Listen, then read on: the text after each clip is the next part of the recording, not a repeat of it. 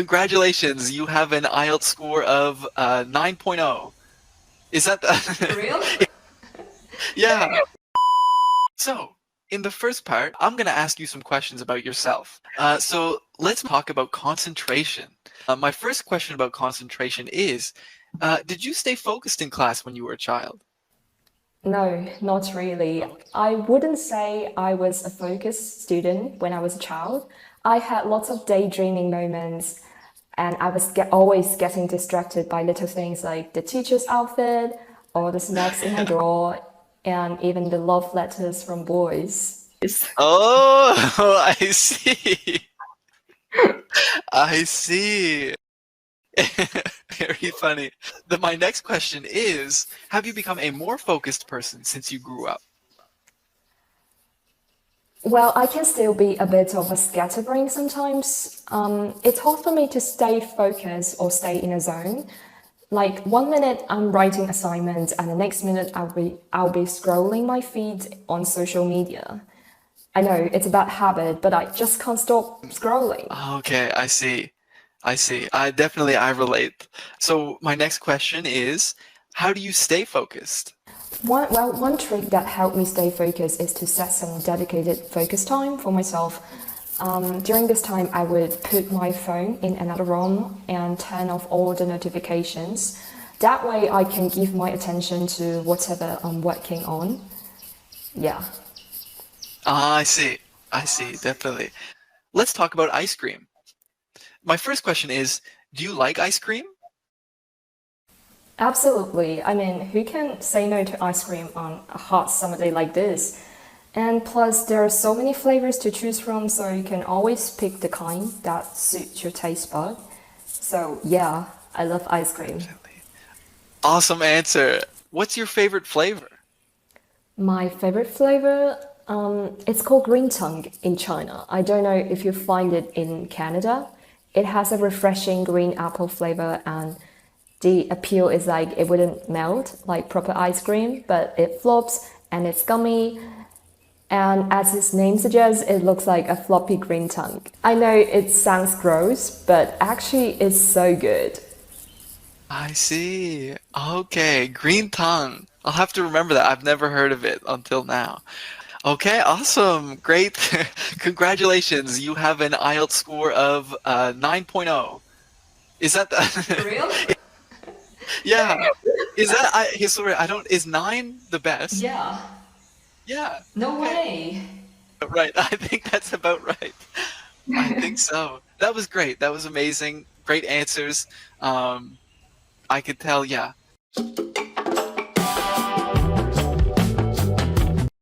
So in this first part, let's talk about snacks.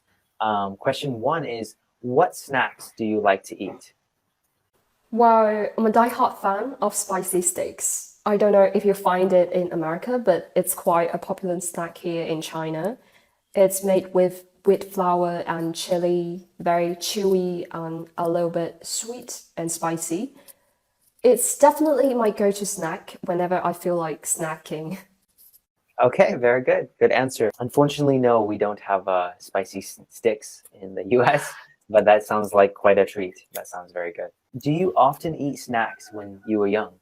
Yes, I snack like all the time, but my parents wouldn't let me, so I would sneak to some snack shops behind their backs, and I would buy tons of spicy sticks and crisps and candy, stuff like that. I can be a bit of a naughty child back then.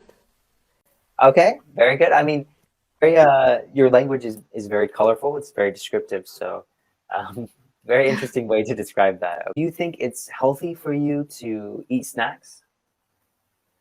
I guess for me, no, because most of the snacks I ate were junk food that are high in calories and sugar, and they often contain a lot of preservatives and additives, so I wouldn't say it's healthy.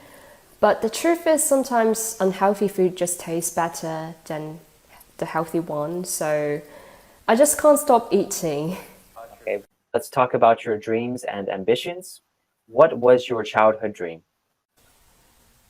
This is funny because all I dreamed of when I was a kid was to be a cashier. Back then, I thought cashiers were so rich because they had stacks of money in the cash register, and all they had to do was to sit back and count their money. So I wanted to be like them. That was so innocent of me.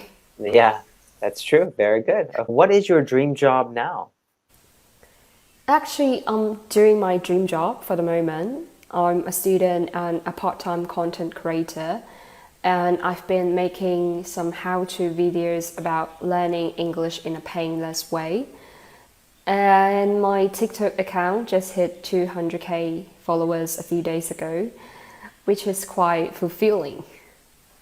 That's fantastic. Congratulations on your TikTok following. I think that's great. Do you think you are an ambitious person? No, not really.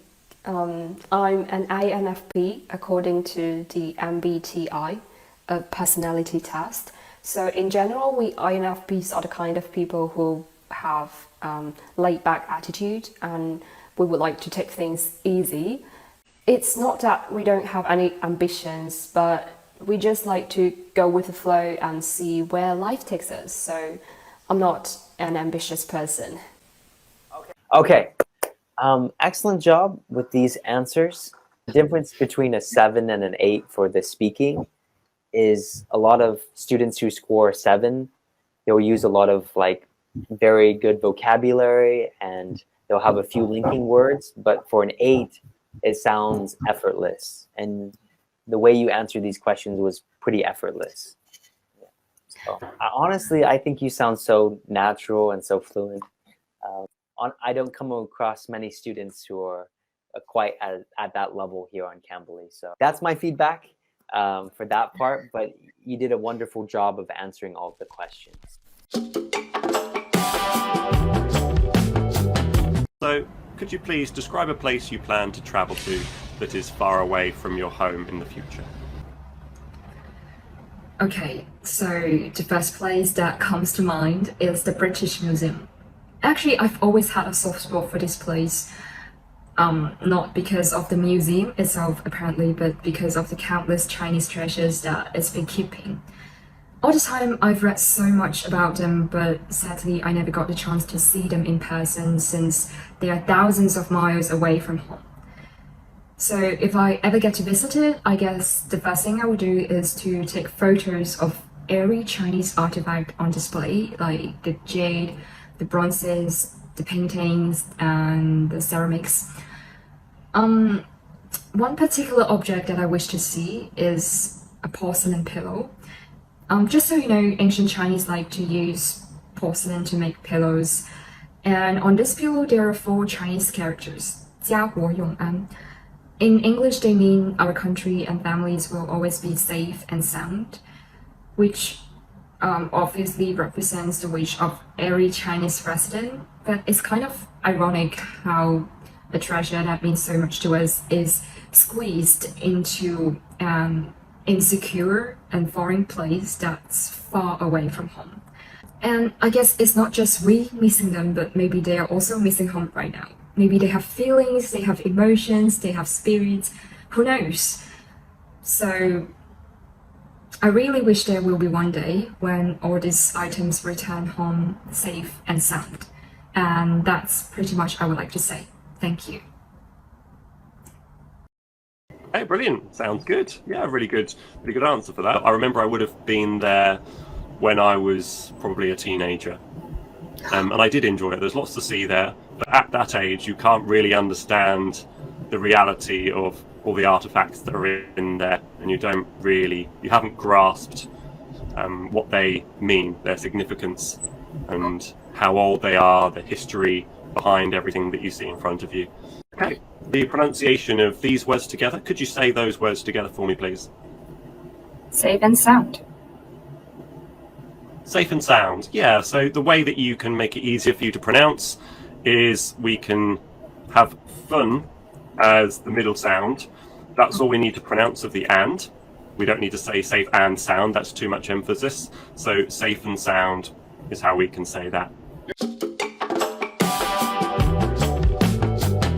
Okay, so in this first part, I'd like to ask you some questions about yourself. So, do you work or are you a student? Currently, I'm a college student majoring in English. Okay. And what do you like most about your studies? Well, English literature takes my fancy most. Okay, let's move on to talk about singing. Okay, so do you like singing and why?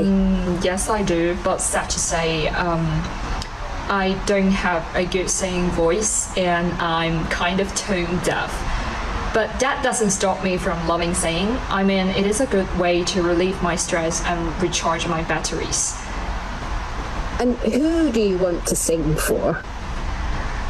To be honest, I just want to sing for myself. Like I said, I don't have a good singing voice and my voice is monotone and I can't carry a tune. So basically, I would just sing for myself. Okay, let's talk now about birthdays. Do you think it's important to celebrate birthdays in China? I guess it depends on whether you have a good sense of ritual. I mean, if you do, then you will probably treasure that wonderful day of your life and try to spend some quality time with your friends and family. And whose birthday do you think is most important to celebrate in China? Personally, I believe that national heroes' birthdays are incredibly important. We commemorate their birthday as a sign to, to show some respect for what they have done for our country to free us from colonizers or to make us into a better country. Okay. Now we're going to move on to part 2. So in this part, I'm going to give you a topic and I'd like you to talk about it for 1 to 2 minutes. You have 1 minute to think about what you're going to say and you can make some notes if you wish. Do you understand? Yes, I do. Okay, so here is a pencil and some paper. And here is your topic. Okay. So I would like you to describe a problem that you had while shopping online or in a store. Well, recently I was let down by a really, really bad online shopping experience. Well, I have an old laptop that I bought overseas a long time ago, and last year I needed to buy a replacement battery and I couldn't find one anywhere. No one seemed to stock the exact type I needed. I think the manufacturers do that on purpose. They just want you to buy a new computer. But I persevered and eventually I found a company which had the battery I needed, but they said it would take 2 months to deliver it. I didn't have many alternatives, so I went for it. Well, first of all, the ordering process was really tricky. The website was so clunky. It looked like it was made in the 1990s and hadn't been updated since. So then I spent about 6 weeks tracking my battery as it made its way around the world. It showed that it arrived in the country, but then it disappeared off the radar completely. I contacted the company and they had no idea what had happened and they sent me a refund. I was ready to just call it quits, but then last week I received a package from the same website. The package contained a battery, but it was for a phone, not for a laptop. And it had my name and address and so on. Anyhow, I gave up on them. It was just too much hassle. So that's pretty much I would like to share. Thank you. Okay, thank you very much.